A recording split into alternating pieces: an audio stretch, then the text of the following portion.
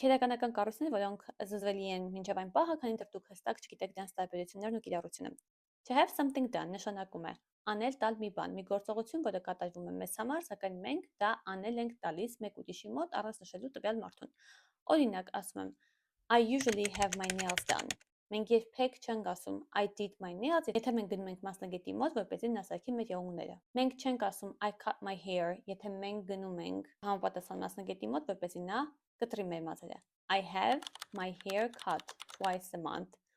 I had my laptop repaired yesterday. Եթե ես ինքս վերանորոգեի իմ համակարգիչը, ապա կլիներ հետևյալը. I repaired my laptop yesterday.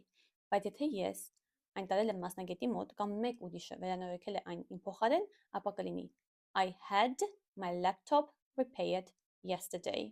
Սովորեք, կիրառեք եւ խոսեք ավելի գրագետ ու վստահ։